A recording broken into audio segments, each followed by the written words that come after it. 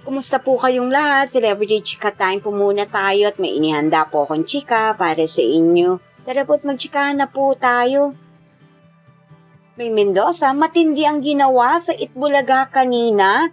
Yes, Mama ka-Celebrity Chika Time. Yan po ang ichichika ko sa inyo. Narubos yung pong usap-usapan ngayon sa social media ng mga netizens, lalong-lalo na nga po ng mga followers at supporters ni Mengay. Abay, marami na naman nga pong napasaya ang ating phenomenal star kanina sa Itbulaga.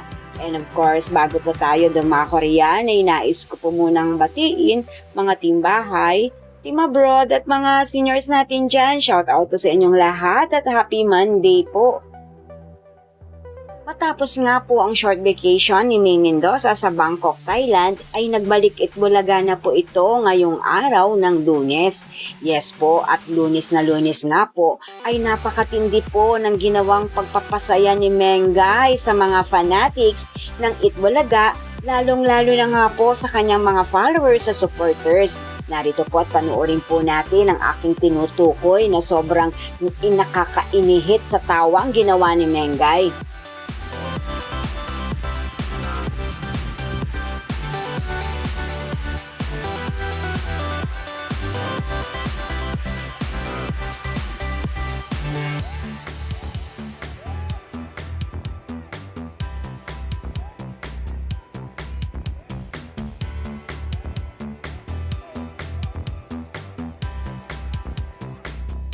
O di po ba, sobrang nagkakagulo po sa loob ng studio sa TV5 dahil po sa ginawa ni Mengay po na ito, marami po siyang talagang napasaya at kahit sino naman po talaga ang gumawa ng ganito ay mapapawaw na lamang po sa husay at galing ni Mengay.